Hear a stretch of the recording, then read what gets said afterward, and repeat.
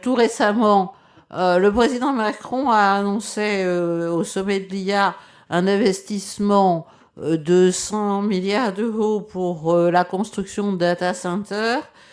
Quelle réaction ça suscite chez toi? Et est-ce qu'en particulier, c'est l'amorce d'une politique de souveraineté numérique? Non.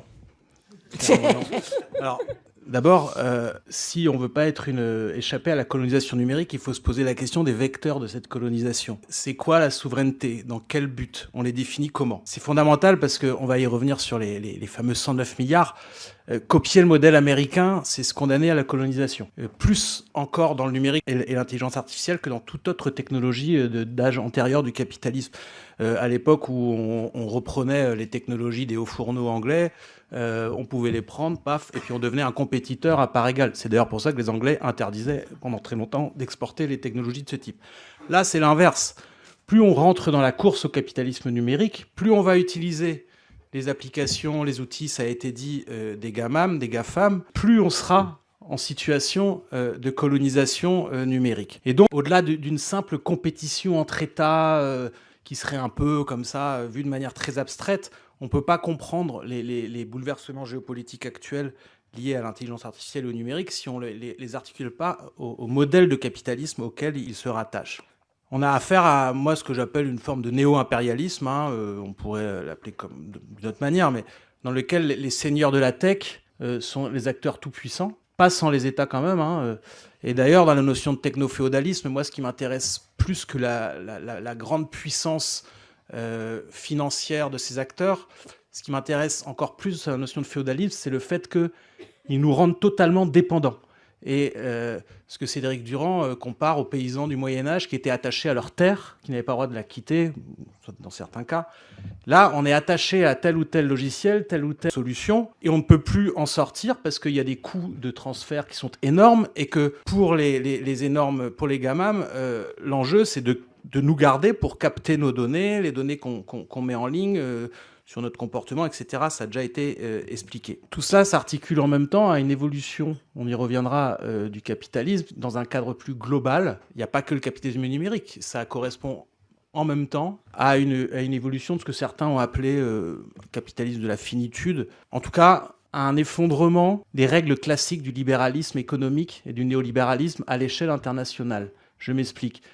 Le néolibéralisme est encore très très puissant pour la gestion de nos vies, quand il s'agit de retarder l'âge de départ en retraite, etc. Mais en revanche, à l'échelle internationale, on a affaire à une militarisation accrue des routes commerciales, alors qu'auparavant, on avait un relatif consensus sous l'égide de l'Empire américain, dans les années 90, où ils étaient les gendarmes du monde. On a un piétinement des règles de concurrence classiques établies autour du consensus de Washington, et il ne se passe pas une journée sans que Donald Trump envoie ruer une de ces règles. Et enfin, on a un retour d'un modèle de prédation classique. Dans ce cadre-là, on a affaire à un duopole sino-américain. Les Américains ont une domination écrasante dans le domaine, et le seul pays qui peut les concurrencer à terme, c'est la Chine. Mais dans un modèle qui est finalement relativement similaire. Toutes choses égales par ailleurs, on ne va pas rentrer dans les détails, mais en tout cas, où il peut y avoir un modèle de contrôle social par l'usage des données, et un modèle qui repose également sur l'accumulation de milliards de données pour faire marcher les modèles d'intelligence artificielle. Alors la France, elle a quelques atouts pour sortir de cela, pour sortir de cette dépendance.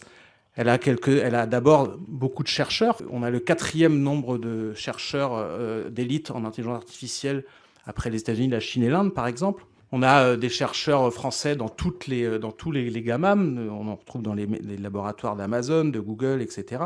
Mais le problème, c'est que tout cela, en fait, va alimenter les industries américaines. En vérité, ce qu'on se passe, et on le voit avec Mistral, par exemple, ce qu'on voit, c'est que les laboratoires qui sont mis en place, etc., ne servent qu'à aller alimenter, in fine, les acteurs américains. Alors, on reviendra plus tard sur quelle autre voie possible pour la souveraineté, mais c'est exactement l'ornière dans laquelle nous enferme Emmanuel Macron. Parce qu'Emmanuel Macron, en fait, il rentre dans une logique d'imitation du modèle américain qui nous condamne à une dépendance totale. D'abord, regardons d'où viennent les 109 milliards en question, si tant est qu'ils existent à ce stade. On a affaire d'abord exclusivement des entreprises privées, ou presque. Alors, on a notamment les Émiratis, un fonds d'investissement émirati qui promet de mettre 50 milliards pour faire une école d'intelligence artificielle. Mais ce fonds d'investissement émirati, il est lui-même lié à Microsoft, il est lui-même lié au projet OpenAI, le fameux projet dans lequel les Américains ont mis 500 milliards. On a donc, bon, je ne vais pas rentrer dans le détail de tout, mais en gros, c'est qu'une alternative n'a été annoncée à ce sommet sur le développement d'un financement public.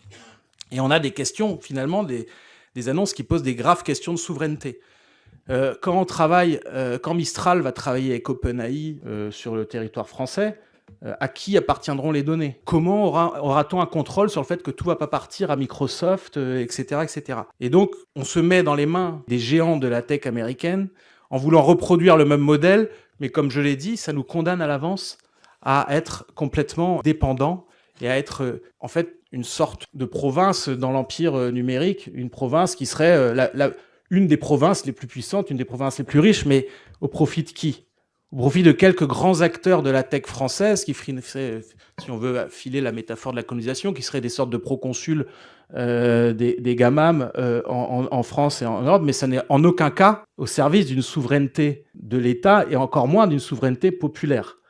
Avec notamment ce qui implique, on y reviendra tout à l'heure, je pense, une définition démocratique des besoins. Je terminerai en disant que le modèle qui est promu au sommet de Paris, c'est un modèle qui est imbibé de ce qu'on peut appeler, notamment le rapport de X Alternatif, appelle l'accélérationnisme. C'est-à-dire, il faut lever tous les freins, aucune régulation, rien, et il faut juste investir des milliards. Et c'est finalement ce que le modèle que propose Vance, que propose Sam Altman. Et je dis ça parce que Vance, il a donné l'impression qu'il était contre la régulation, les vagues régulations qui étaient proposées lors du sommet de l'accord lors du sommet de l'IA à Paris. Mais en vérité, c'est que lui, c'est un ultra radical. Il est contre toute forme de régulation. Mais quand on regarde de plus près, il y a eu une déclaration sur des vagues régulations qui sont aussi de la gouvernance privée, mais où en fait il y a un énorme recul par rapport, et la France et Macron, dans la logique d'attirer les gamins américains, à pousser, à affaiblir, on y reviendra, tous les règlements européens en la matière. Ce qui fait que là où la France auparavant était à l'avant-garde de Secnum Cloud, de faire un cloud sécurisé au niveau européen, le Digital Service Act, même les RGPD, la France aujourd'hui est un des acteurs au niveau européen qui agit le plus pour la déréglementation de ce secteur. D'ailleurs, il aura fallu 7 mois avant que avant que le gouvernement français accepte de valider l'AI Act, donc l'acte européen sur l'intelligence artificielle, sous la pression notamment des GAMAM qui ont trouvé en Macron un porte-parole dans cette affaire.